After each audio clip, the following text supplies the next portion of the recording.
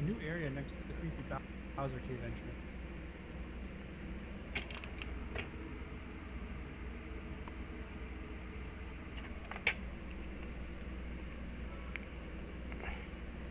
Okay, this is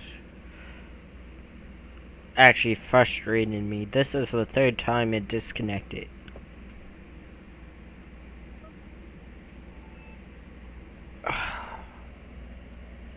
It's like the third time it disconnected.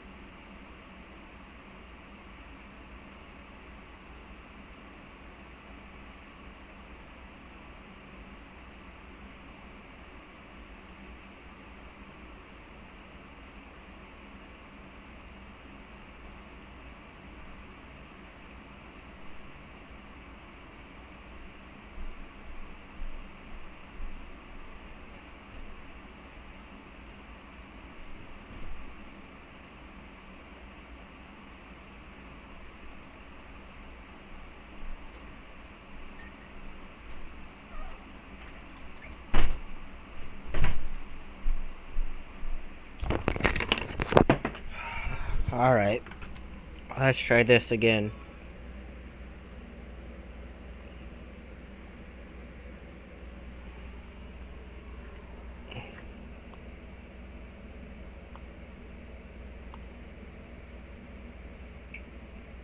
It's opened up. It looked like a whirlpool, and the author thought it must be a newly undiscovered level in the game. The author moves towards the whirlpool, and as soon as Mario stands on it, the Bowser face starts to bleed from its eyes. The title of the level was Oh God No, which the author brushed off as being weird,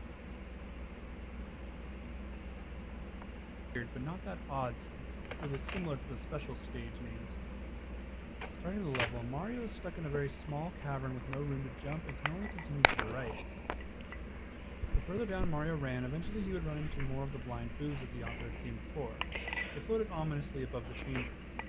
A giant bullet bill with blood running down its face barreled towards the author, and the only way for Mario to survive was to use a star. Of course, that meant he had to cheat to get the star. It made him invulnerable, and Mario was able to pass safely. The author noticed something was written above Mario in what looked to be blood. It said, "I hate you," in all caps. To the right of the message were a group of giant boos. To the right of the giant boos was another message. This one said, "Why won't you die?" The author was still invincible, so the boos didn't scare them at all. They continued down to where it looked like a group of thwomps were. They all had blood on the bottom of them, as if they'd crushed hundreds of victims to death just below them. The next section the author found had spikes on the floor and ceiling, meaning he would have to swim carefully between them. Of course, having invincibility helps as well. As the author swam through the area, he noticed the lifeless bodies of what looked like other Marios stuck in the spikes. This was by far the creepiest thing the author had seen up to this point. They looked to be the lives lost by Mario as he ventured through this area before. As the author made his way to the end, the lifeless Mario corpses started to float and follow him. They were terrifying to see moving around, but the author continued. At the end of the level, there was a doorway next to a weird-looking mushroom. The author decided better than to touch it and proceeded through the door. Once inside, the author realized he was in a boss chamber, but there was no one there. If you touch the mushroom, I think you just get jump scared with like 20 photos. A second later, and Luigi stepped out onto the platform. He stared down Mario and told him how he truly felt about his brother. Luigi attacked Mario, who was too stunned to fight back. A second later, Mario, in a fit of rage, attacked back and sent Luigi flying into the lava below. Luigi shrieked out a last phrase, "Oh God, no," as Mario cried on the platform, having just killed his brother. The game comes to an ending screen, showing Mario sitting next to Peach, and on the far right was Luigi, horribly burned and disfigured. Yeah.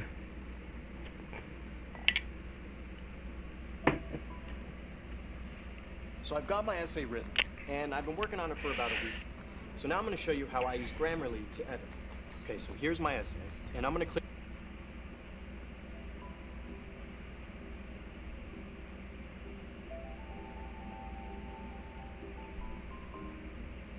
In the world of Fallout 3, there are radio stations that the player can listen to as they travel the wastelands.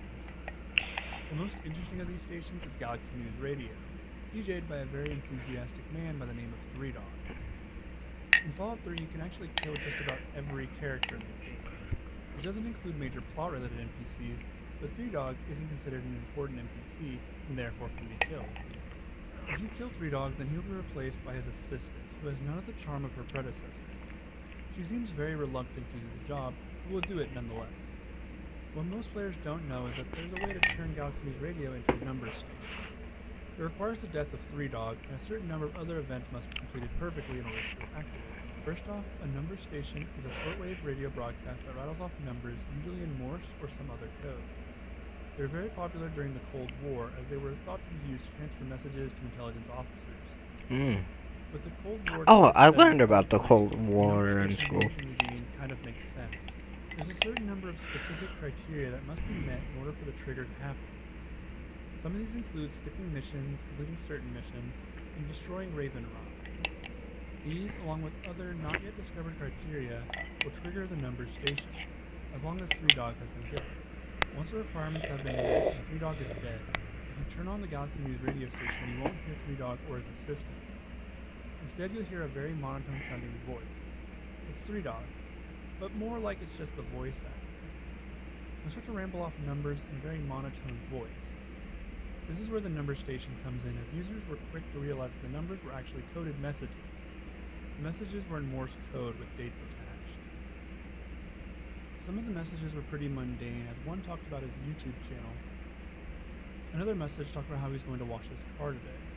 A lot of the messages were like this. Of course, there were some messages with darker undertones, such as one that listed the exact date and time of the death of Gary Coleman. Another message said, "The Queen has died today. The world mourns, as on days like this, we are all Brits." This one supposedly predicted the death of the Queen of England, which would be creepy if it wasn't for the fact that it predicted this would happen in 2014. There was one message that was rather vague. It said, "I can't believe they've actually done it. Not long left. The noise. I can't take the noise anymore. I have a pistol in the attic." The final coded message was timestamped for July 6th, 2027. We'll have to see if there's any significance to that date, but only time will tell. July 6, 20. The Luna game. Interesting. The Luna game was uploaded to Equestria Daily, a popular Brony website as a simple Brony. The game wasn't malicious looking in any way, so many would go on to download it. The game starred Luna and had music from Super Pony Beat playing as you jumped around the simplistic world of the game. It was a very basic platformer. The only goal was to jump from platform to platform.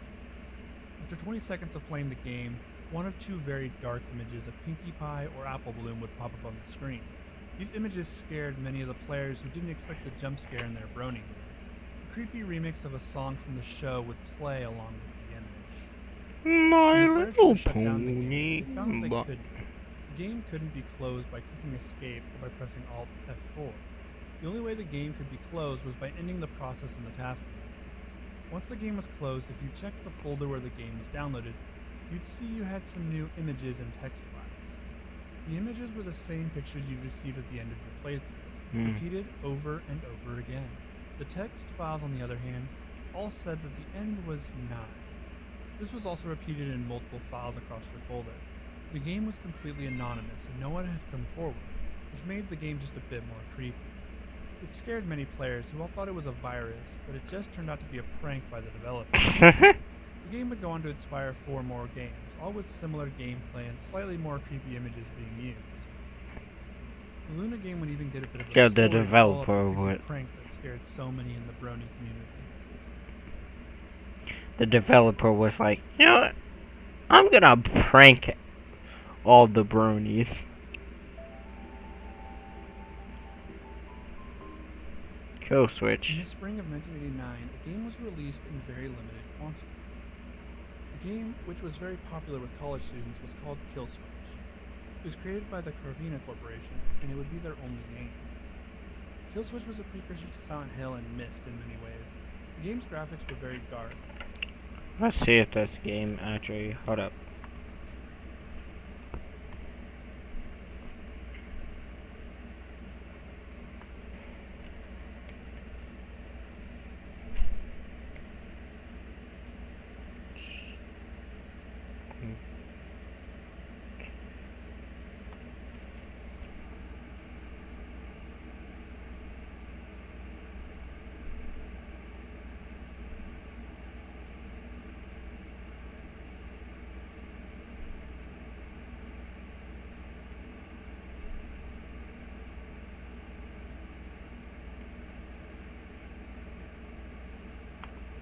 Bang.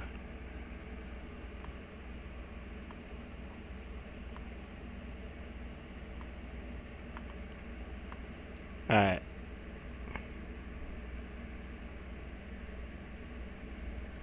Using mostly gray and white shapes against... Alright, let's continue watching. Background music used was slow mini versions of Czech folk songs. The game lets you play as 2 different characters. Gast, an invisible demon character who could breathe fire and had a coal stream attack. It was noticeably harder to play as him though, since he was entirely invisible. The other character you could play as was a human girl named Porto. Porto was significantly easier to play since she was visible. She lacked the strength of Porto, and her only real ability was random growth. She would get bigger and smaller randomly as players went through the game. The whole game takes place in the tunnels of a coal mine.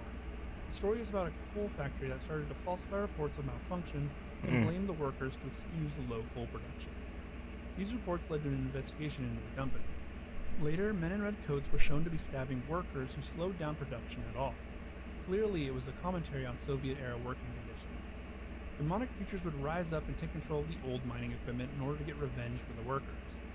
The story requires Porto to travel around these dark tunnels and evade the machines, as well as the remnants of the red-coated men, which led to a lot of confusion about how to actually complete the game, as many of the puzzles were incredibly complex.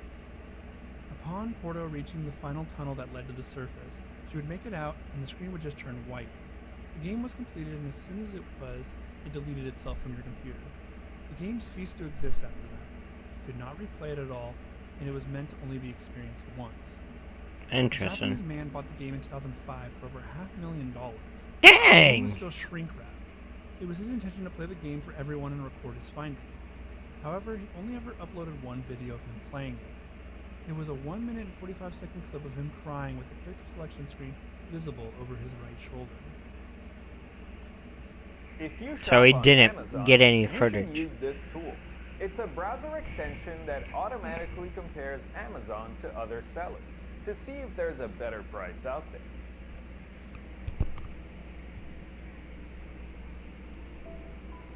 Dang, you could have at least got past the character selection screen before busting out into tears, man. In the 1980s, there existed a Ooh. character so evil that he was able to kill 2 people after posting high scores on his game. The character in question is named Evil Otto, and he is the most unassuming antagonist in the history of video games. Evil Otto originates from an Evil arcade game Otto. called Berserk. In the game, the player is tasked with fighting Berserk. robots and traveling from room to room and clearing the rooms Berserk of is robots. a Each great room is a set of manga. maze-like blue walls. Touching these walls would kill you as they were electrified. Getting hit by the enemy robots could also kill you. So your job was to avoid the robots and don't touch the walls. If you took too long to clear all the robots from any room, he would appear. What The the? bouncing yellow smiley face starts to make its way straight at the player. That is Evil Otto, and he is the true face of evil. Evil Otto can go through walls. Bruh, and a touch the smiley player face is to the a true pistol. face of In evil. the case of Evil Otto, the character was claimed to have taken the life of 2 people who played his game. What The the? first being a 19-year-old man. The 19-year-old, after posting his high score, suffered from a heart attack moments later What? and passed away. This was the first time that Evil Otto struck. A year later, an 18-year-old suffered the same fate. After posting 2 separate high scores in the span of 15 minutes, he also died. Evil Otto had struck again. This one has kind of become a video game urban legend, more so than a creepypasta. But the worst part is, it's true. I almost kind of want to play this game. Who are you running from? Who am I running from? In 1998, just about every kid had a Game Boy Color. Oh, The game that. was very popular. Oh, I have that. Hold up. Yo, I can actually do this. Hold up.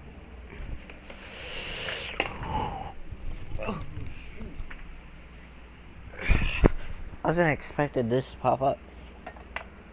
I still have it. What up, guys? Let's see. I do have one of these. I can actually do this. Before. Let me take this Pokemon. This is a. I can actually do this. Hold up.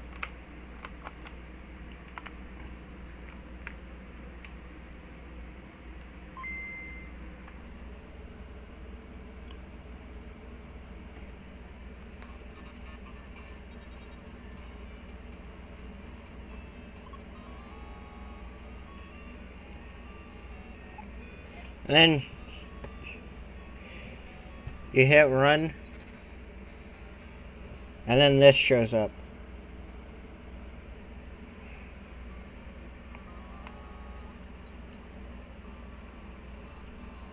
A lot of creepy images show up. And then it just hits you with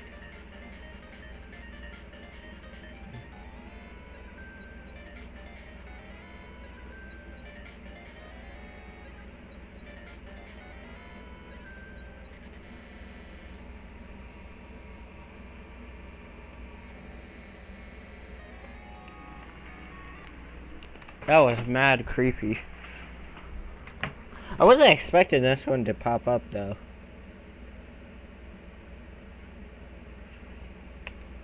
But there was a peripheral that not many knew about called the Game Boy camera. It was a tiny camera that was attached to the handle. The camera took pictures in a very low resolution. Yeah. Making most of the photos look distorted and strange. You could doodle on the pictures you took, and you could also play some games that the camera came with. There was a JRPG game that you could access from the main menu if you clicked on the shoot action. The game was very simple and gave you a few more options, including shoot, items, magic, check, and run. If you were to click run from the options, then you'd be greeted with this picture. A doodled man's face with "Who are you running from?" written above. What's wrong? Photo. There were 2 other photos you could see in the US release, but even more were available in the Japan version. They also said the same thing. Who are you running from? From the face in the picture. That's what I'm running from. There was a belief that the pictures were taken of members of a cult, and that one of the images was one of the victims. What? Or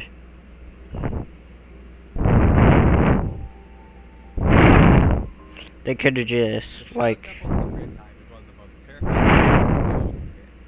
Just like you one day decided for nostalgia's sake to copy of Ocarina of Time from Game Boy. Played it for hours, waves of nostalgia as he got to relive parts of his childhood. Watching Ocarina patting me on the head was more fun. But then, Mark had always hated the Shadow. Not because of the 3 Deads or Bongo Bongo. No, he hated it because of the mini-boss. I never understood it as a child. All he said was, they had infinite hands. After he drained the well in Kakariko Village, he discovered something strange at the bottom. A single dead hand. Something he didn't know there as a child. But it had been there once. Letting it grab him, he was instantly taken into Dead Hand's boss fight. In this fight, he remembers something his dead friend told him. Let all 4 hands grab you at the same time and something crazy happens. Which he did. But nothing happened. Well, until he grabbed the left and the description said, compared to 30 years ago.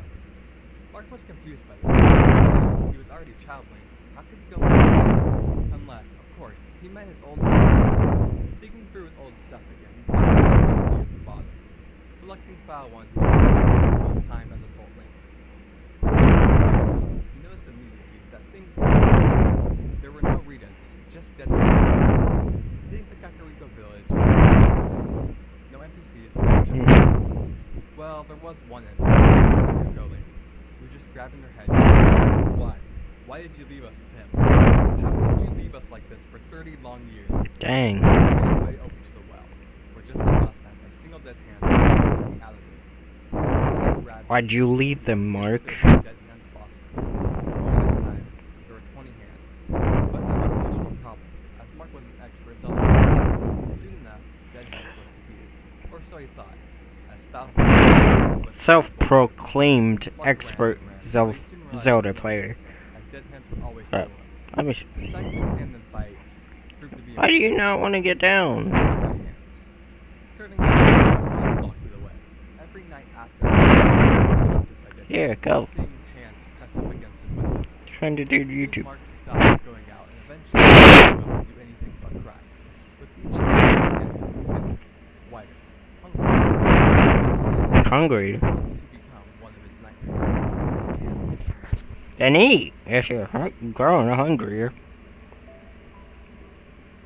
I decided to make it my personal mission to get revenge on this scammer, and now, a few months later, I have complete access to his laptop, including his webcam and super admin to his scam webpage.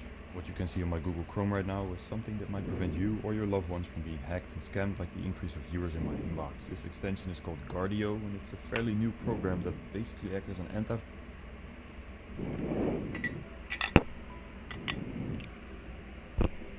My 64. Damn it. Mario 64 Damned tells the story of a guy and his girlfriend who are both in love with classic video games and collect them. They were pondering over some of their favorite games from their childhoods and stopped on the N64 as their favorite console. They discussed which games were the best and also both decided that Super Mario 64 was the best title to release for the console. This led to the pair deciding they wanted to find a copy of the game. Luckily for them, the narrator's uncle owned a video game store. which meant they can go and find a copy for hopefully a little cheaper than anywhere else. It took a while of searching through bins filled with games before they found the one they were looking for, Super Mario 64. They would also need a Nintendo 64, which again, luckily for them, his uncle had one left in stock. As they were about to buy the game, the uncle warned him that the game and console had been returned on multiple occasions.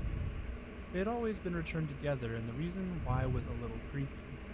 A few of the customers had reported that the game was evil and made in hell. That was their reasoning for returning it. The Yo, uncle never quite imagine Satan just building a whole Nintendo 64 system.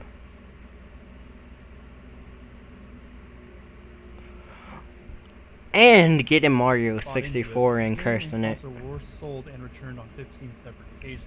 Paying it no mind, the narrator and his girlfriend bought the game, but received the console for free along with it. The two said their Ooh. goodbyes to the uncle and went on their way home. As soon as they returned home, the narrator took out the console and began to hook it up to their living room TV. That's actually a The deal. narrator's girlfriend started up the A game haunted while he game looked with a through free box of console? Other N64 games. She played with Mario's face for a bit on the title screen before starting it up. When she got to the save file screen, there was already a game saved on file 1. The save files were all started but empty, with not a single star obtained. Perry decided to delete the first file, and that's when the game froze on them, but not before a deafening screech could be heard coming from the TV. It was loud enough that they both had to cover their ears. They quickly shut the console off and the screeching stopped. They turned on the console again to find that the first file that they tried to delete now had 66 stars on it. They proceeded to try and delete it again. The screeching started, but was louder this time, and the narrator had to pull the plug from the wall. After cleaning the game, which was pretty dusty, they started the game again, and all the files were empty this time, as a new game usually would be. The narrator chalked it all up to the game just being dirty. The game played normally until they reached the castle doors. Opening them started the screeching again, but it only lasted 30 seconds before the game loaded into Big Boo's Haunt. The level didn't quite look right. It looked way creepier than it had in previous playthroughs. The castle now loomed over Mario with blood and rust covering its walls. The sky was now a mix of black and red, and there were new parts on the castle where there hadn't been previously. The narrator started to move Mario, but as soon as he did, something fell from the sky. The pair stared in shock at the screen as they saw Mario hanging from a noose with cuts all over What his the body. f- There was blood all over his clothes, but the worst part was that Mario's mouth and eyes were both sewn shut. After the narrator unplugged the console again, the pair just sat on the couch for a while to process what they'd just seen. The narrator and his girlfriend decided they should call it a night. They decided they would return the game in the morning once the story opened. The narrator, lying awake still, decided he would try the game again while his girlfriend slept. He crept into the living room and started up the console, selecting the second game file this time. The narrator got more gruesome scenes of Mario, Peach, and Toad strewn all about the castle. Mario was strapped to a table, and Peach, along with Toad, were both already dead. The sickening sight made the narrator nearly vomit. The game continued to show Mario pleading for his life to be ended. A dark figure, simply known as the Black Mass, floated over to Mario and began torturing him. Mario struggled, but ultimately could not survive his torment. The game ends with the player trying to ascend some stairs and finding a man hanging from the tower. It took him a second to realize that the man that was hanging was him. He had received the same treatment as Mario. His mouth Yo. and eyes were sewn shut. But before he could shut off the game, the body double began to scream. Mario turned and began to wail at the narrator as well. The narrator then fell unconscious, but not before he saw the black mass hovering over him. What a terrible fate he has been met with. Anti-pirate. Oh, I heard about these before. We've all seen those anti-piracy videos. Yeah. Play before movie. You know the ones. You wouldn't steal a car, would you? Yeah. Well, what if one of those turned deadly?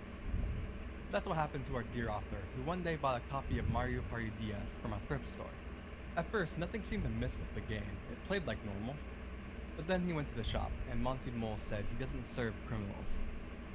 Before a weird minigame started to play, where Monty started chasing him. The screen started to glitch, and he got an anti-piracy screen. It turns out that the thrift store sold him an illegal copy. Turning the game off and on, it went straight to the same screen, except the characters seemed angry. He repeated this a few times, with the image getting more and more creepy, until the characters were gone, and were instead in his room, attempting to kill him. Breaking Wait. the cartridge seemed to dispel whatever had happened. The author vowed to never play another pirated game again. Okay, that creepypasta story sucks. Because that does not explain how they got into your room. There were rumors in the early 90s of a video game console with extremely impressive graphics, gameplay, and very intelligent AI. The console was very rare though, with only 50 being in circulation. The console had a short list of games, but everyone only seemed to remember the first one on the list. The game was said to have the most realistic graphics for any video game, even by today's standards. The game had an endless supply of new content and solid gameplay. It was said that the game could almost predict how you were going to play, meaning no Wait, I lag played between that the game player and the before. The game was so perfect that literally no one wanted to stop playing. The author of the story notes that the people he talked to remembered that their parents forced them to stop playing and even thrown out the consoles with the game. The author searched for a while after that, hoping to find someone who had more time with the game. After a month of searching, he found two individuals that had vague recollections of the game. They described the game as having a perfect interface. What game is it? Questioned further, they explained that the game seemed to have a direct effect on the player. Playing the game seemed to give the player an exercise, and the player was able to go without food or water for days, as the game was providing them with sustenance. After playing the game for a week straight, they started to notice that when the character in game would get hurt, they would also feel that pain. It started out small at first, but got worse the longer they played. One of the players remembers a boss using a whip that was a one-hit kill. The pain was immense from every lashing he'd received in game. It was even worse because he had to replay the level over and over again. They would have kept playing if their parents also hadn't thrown out their consoles. For a while, there were no leads following these two accounts. Until the Dang, author imagine started a reports game of people actually being being found like dead that. from bootleg video game consoles. They seemed to have a butchered appearance, with many of them being found in pieces. Autopsies later revealed that their internal organs had also been dissolved. Whenever they were found, all the responders would see were the bodies and the bootleg console plugged into a TV, playing nothing but static. Xbox Live.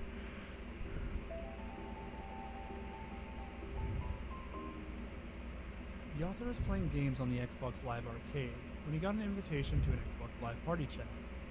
The invitation didn't have a gamer tag attached to it, it just said blank has invited you to an Xbox Live party. And when he entered, he was the only person in the party. The author didn't think much of it, as the person who invited him could have left before he joined, or it could have been a glitch in the system. Glitches happened often on Xbox Live, and happened just as often in the Xbox Live party chats. Right as the author was about to leave, another name popped up in the party. It was his name again, but there were two of him in the party according to Xbox Live. He thought it was another glitch, but said hello anyway.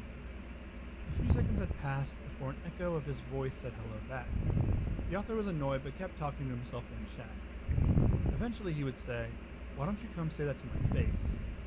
"Maybe I might just do that," the voice said back. It was Nah!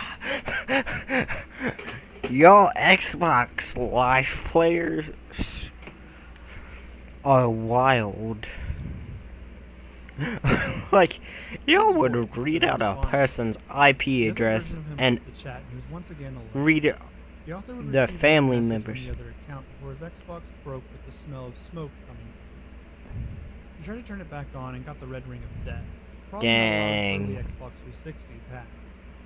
The story would end with the narrator getting his Xbox fixed and finding dozens of voice messages from the account with his name. Wait, how did you get The it final voice fixed? message said, "I'm done waiting. I'm coming to get you."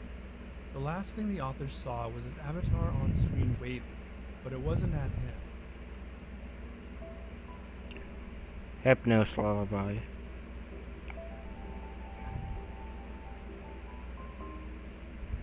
Hypno is a psychic Pokemon that is known for the ability to Dum hypnotize bum others. bum The bum. boss to Hypno's Lullaby is a song written by Hypno using its power on children. The song details how Hypno will hypnotize kids in a very similar way to the Pied Piper legend. He takes the children from their homes with this song and leads them to his cave. Then hypnotize them all together according to the song. The children are then presumably killed.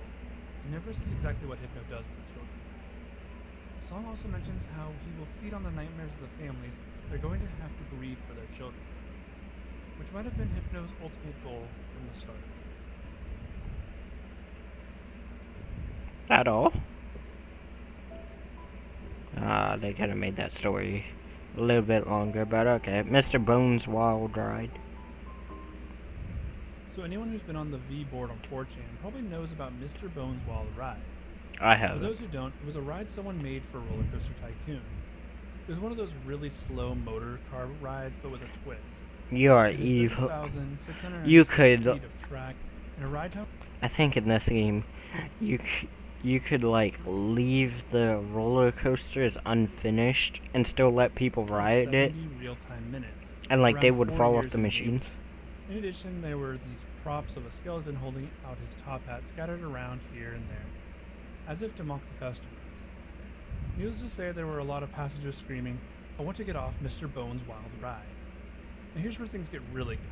Once the ride came to a stop, the passengers found themselves on a long path that took about 2 hours to traverse. Once they reached the end, they found themselves facing a sign that read, "Mr. Bones says the ride never ends." The path led straight back to the entrance of Mr. Bones' wild ride. There was nowhere else to go. In other words, they were screwed. Needless to say, this gained a lot of popularity on V, and people started making their own Mr. Bones' wild ride. I was one of them and made a version with the ghost train ride. You know, the one that's usually a huge death trap? It didn't last as long as the original, but it did have a twist. Near the end, it launched the cars into a small shed with a sign on the side that said, "Enjoy your stay."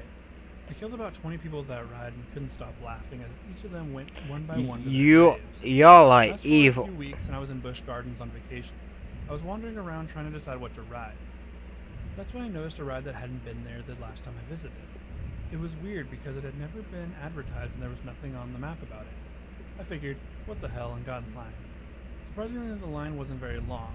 I only waited about 10 minutes to get on. It was one of those motor car rides, which is kind of weird because they already had one elsewhere in the park. Why would they open up a second one? After buckling in, I looked up ahead and froze. There was a giant skeleton up ahead tipping a hat to me with a sign over his head that said, "Mr. Bones' Wild Ride." "No," I whispered. Oh I shoot. struggled with my restraints, but they wouldn't come off. I begged the employee controlling the ride to help and that I had changed my mind, but he ignored me. My car started moving and I screamed in terror. Up ahead, the track stretched on for what seemed like Shouldn't have forever. killed 20 I people wanted in to that get off game Mr. though. Bones' Wild Ride.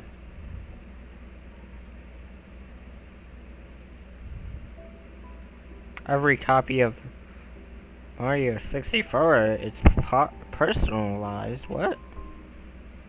Do you remember the stories you and your friends would tell each other on the playground? Your friend would say that they found a way to unlock Luigi in Super Mario 64. All you had to do was collect every single star in the game and do a few other menial tasks. Yeah, and then Then that Luigi person beat up lied. So you went home that night and loaded up the game. You spend the rest of the week collecting every single star and finishing up every other requirement. The weekend hits. Those just as friends you were finish the game. liars. You go to unlock Luigi and then nothing. Luigi never appears, at least not near you. You go back to your friend on Monday and ask him how he did it, and that you didn't get it. Your friend swears up and down that he was able to do it though. Nah, Luigi your wasn't friend in was your copy of lying. Super Mario 64, but was only in your friend's copy of the game. Super Mario 64 might be the first and only personalized video game. Every copy of Mario 64 is personalized to a different person. Every strange experience people have with the game comes from their own copies of the game. Some players may experience Luigi in their game, for L is real. Some players may unlock the Ghoul medal from Big Boo's Haunt. Yet even more players might discover minor changes that hardly change the game from copy to copy.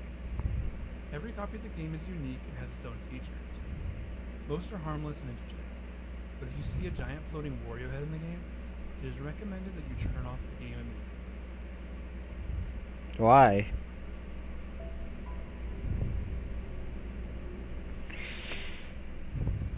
Wait, why? What up?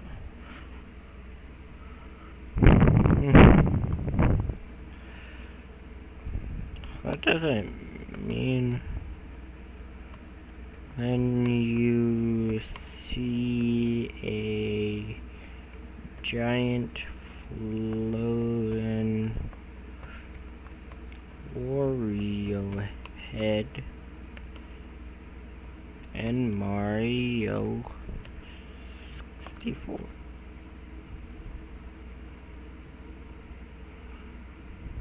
The boy. Promise.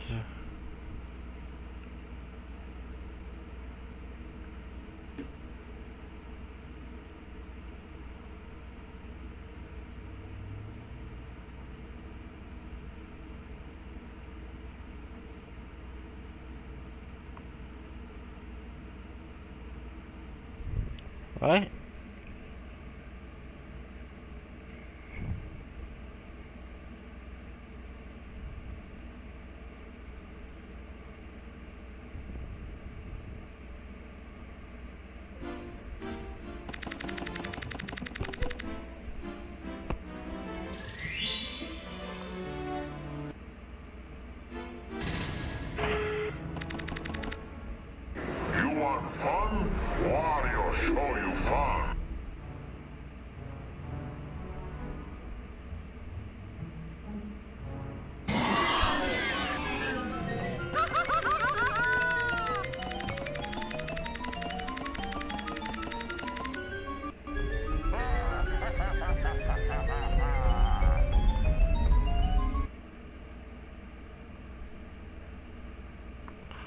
We'll go back to,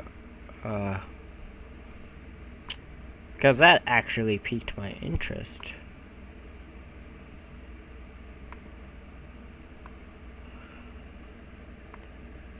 It'll be BS if I'm not streaming. I am.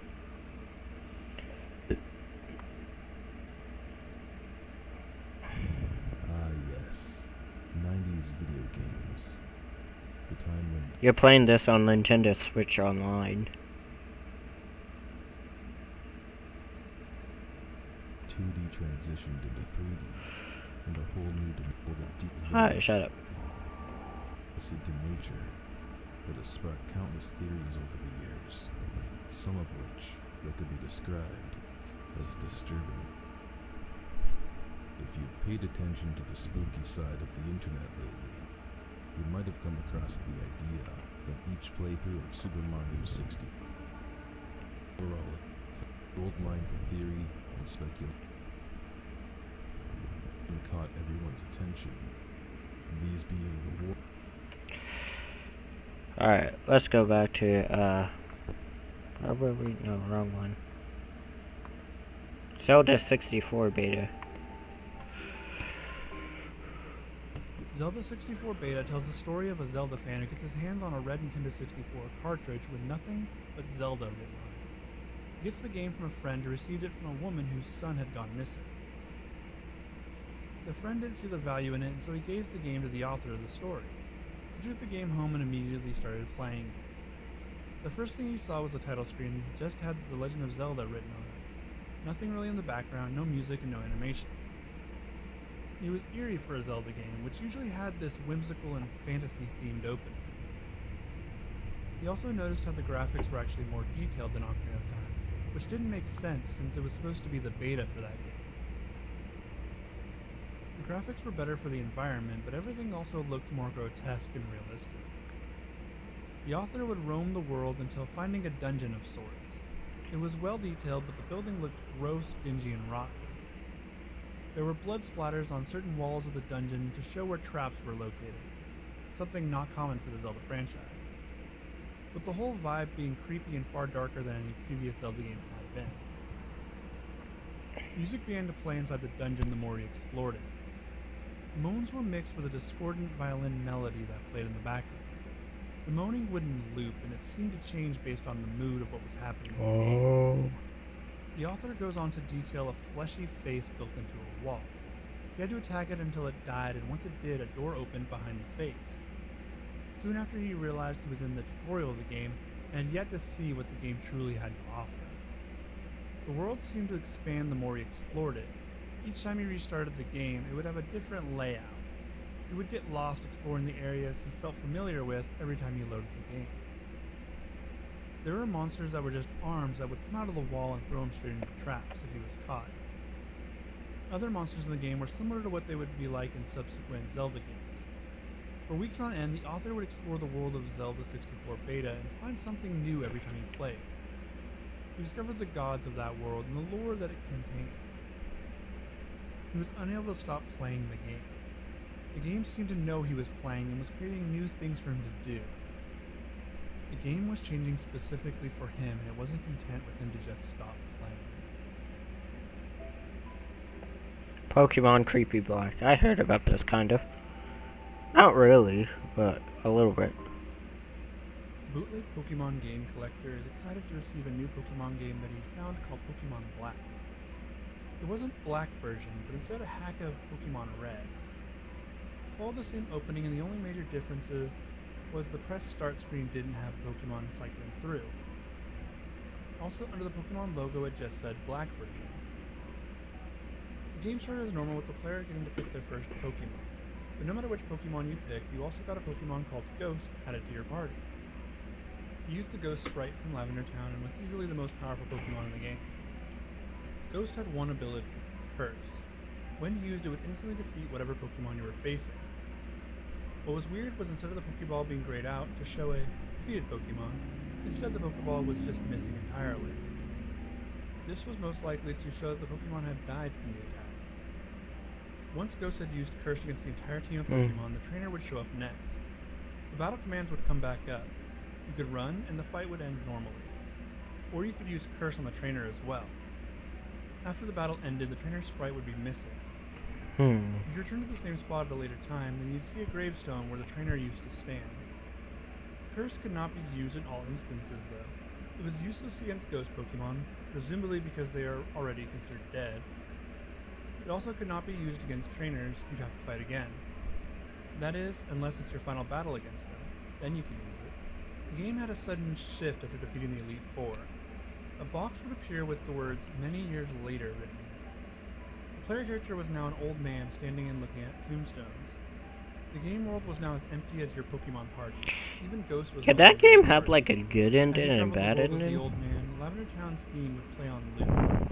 No other songs played, just Lavender Town. The player would then make their way back to Pallet Town where the game had started.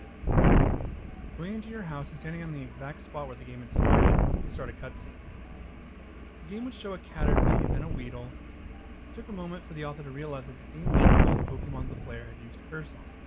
After the Pokemon had gone by, next would be the trainers. Every trainer you had cursed would show up one by one. The Lavender Town theme in the background all the while had begun to drop in pitch until it was just a low rumble. Following this, a battle would start.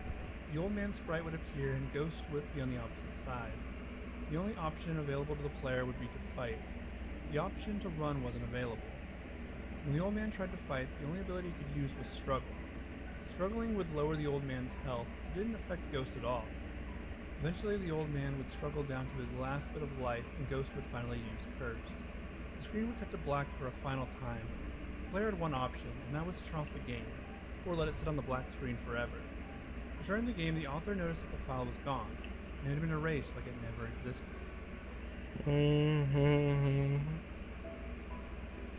Little lamplight.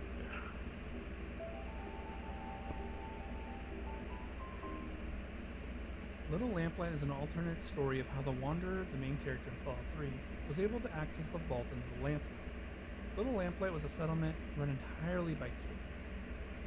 It was also the only way into the final vault that you needed to access. After being turned away by the kids of Little Lamplight, the Wanderer would work with a group of slavers to overrun the settlement and sell the kids into slavery. What the The f- creepypasta recounts the story from the perspective of the leader of the settlement, as he tries in vain to stop everything from happening. He is powerless in the end. What and type ends up of taking the soul storyline off does the Wanderer. Fallout have? Eventually, the story ends with the Wanderer making his way into the vault that previously he wasn't allowed entry. Console me.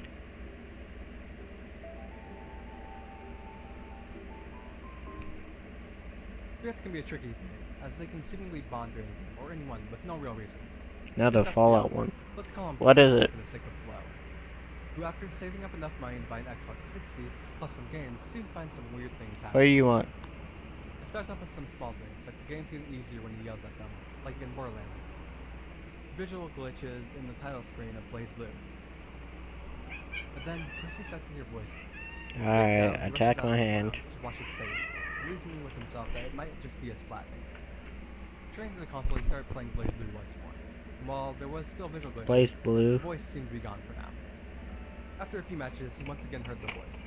Behind the microphone and headset, in the box. Freaked out, he checked the box, and there lay a headset, which is weird since he had not purchased one, and the Xbox did not come with one. The voice introduced himself as Cass. "What are you doing in my console?" Percy asked Cass. Cass responded that she had been bound to him, and the Xbox was the first means she had to contact him. His other consoles had no microphone feature, thankfully his DS, but the microphone on it was broken. Tired, Percy turned off his console and passed out on his couch. The next morning, when he turned on his console, Cass was annoyed. "Why didn't you say goodbye?" she asked. A little creeped out, this time after turning off the console, he told her that he'd be in contact as soon as possible, which would be sooner than he expected. As the following morning, a headset seemed to appear out of nowhere, attached to his DS. Cass had found a way to fix the microphone on it. Freaked out, Percy asked, "Excuse me, but why are you wanting to remain in contact with me so often?" Her response sent chills down his spine. "You've had a hard time with your life, haven't you? You had nobody to talk to all your life, right?" How did she know? He never told anybody. Turns out they can see each other's memories, something he'd experienced too, as he started to see her memories, specifically her death, where she was stabbed by her employer and left bleeding on the ground. Dang. Before he stuck something into Wish her I hand had a and gave her an ghost. empty shell. Well, never mind. I'm not The next thing jinxing she myself. knows, she's No been more. woken up by his next victim. Shortly after learning this, Percy collapses, then wakes up in what appears to be a hospital ward. Cass is there. It seems that he has gone to where she is, his body doomed to become an empty shell. Stepping into the white door, he embraces Cass as they enter oblivion together, waiting for the next victim. The spawner turns off for a second, for the words console subjects 4, beginning transition of fourth subject to target number 5. Who will be the next to be console? Perhaps it will be you. Nah. Pokemon Dead channel.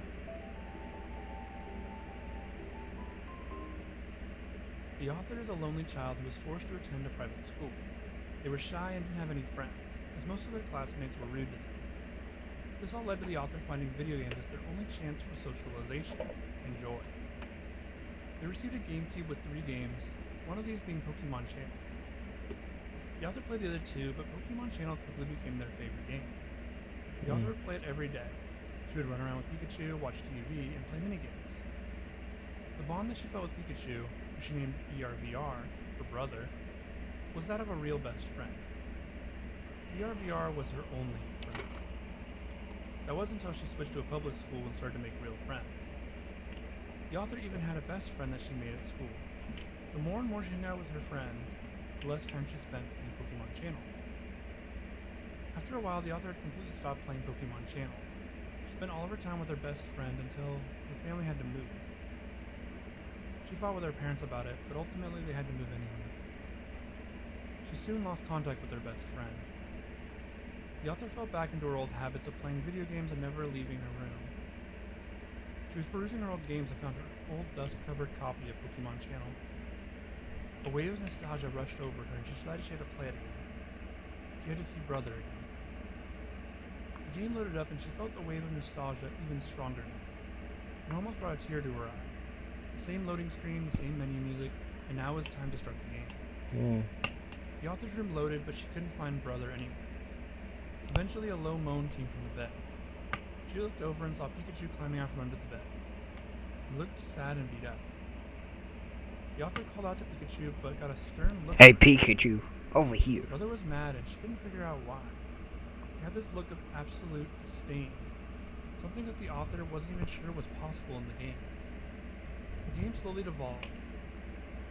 The TV was replaced with a gory Pikachu-themed one that looked like its mouth was spread wide around the TV screen. A small stream of blood coming from the top of the mouth. It was frightening and definitely not part of the game. The wallpaper in the room has taken on a creepy design that made the walls look like they were covered in dry blood. A group of morbid-looking Pikachu dolls, called Pikachu Doll Z, were placed all around the room. Brothers showed the author around the world that was now submerged in death.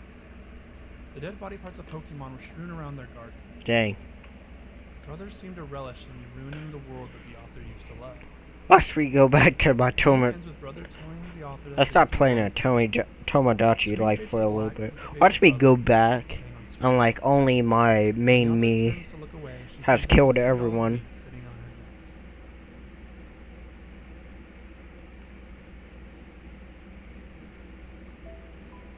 desk. Super Mario 64. Again? The author was feeling nostalgic for Super Mario 64 when he happened upon a mint condition copy online. He was watching some gameplay on YouTube when the pop-up showed up on his screen. He was of course weary of a random pop-up, but his nostalgia took over and he bought it. The buying process was also very strange. The message he'd received only asked him to send $10 to an address the seller had listed. Once What he'd the? received that, the author would be sent his game. Once he'd sent off the money, the website seemed to go offline. His game arrived a few days after he'd sent the money. Of course, the offer was too good to be true and it wasn't a mint copy of the game. In fact, the front cover had been entirely removed, and instead, a piece of duct tape with Mario was written on it crudely. The game luckily still worked, and the author was relieved. He booted it up and got to the opening screen where you could mess with Mario's face. He moved the hand around and started to morph his face in a funny way. Just as he did this, Mario's face began to distort in ways he never thought possible. Random sound effects played and a faint voice speaking Japanese played in the background. The person seemed to be stammering and on the verge of tears. The author restarted the game and skipped directly to starting a new game. After loading in, the game skipped a lot of the intro and just put Mario inside the castle. There was no music, just dead silence. There weren't even any toads around to talk to. The portrait entrance to Bob-omb Battlefield was just a stark white canvas for some reason. Once the author entered the portrait, the image suddenly went from a blank canvas to the lethal lava land painting. The mission select menu came up, and instead of Big Bob-omb on the summit, the mission was called Turn Back. Once the author entered the level, it all seemed normal until he saw Luigi. Luigi? Until Mario approached him. Luigi took Hello, off Mario. running at a crazy fast speed. The Well- author chased and picked up coins along the way. As the author picked up the coins, the game seemed to change around him. The colors were more mute with each coin. Everything was just a little darker. As he picked up the 5th coin, all the enemies dropped to the floor, as if they'd all simultaneously died. Mario chased Luigi up to where King Bob-omb usually stood. At the top was a very out-of-place looking cottage. The walls were worn and old. It appeared so stark against the background of the Mario world. As soon as Mario entered the cottage, the door slammed behind him, and for a brief moment, an image of Luigi appeared on the screen. It was Luigi hanging from the ceiling, his lifeless body swaying slightly from side to side. Mario then fell to the floor and cried for 5 minutes straight as the screen went to black. The screen came back to Mario slumping out of the painting. The painting now showed the same image of Luigi. Across the hall from the Luigi painting was something that scared the author a lot more.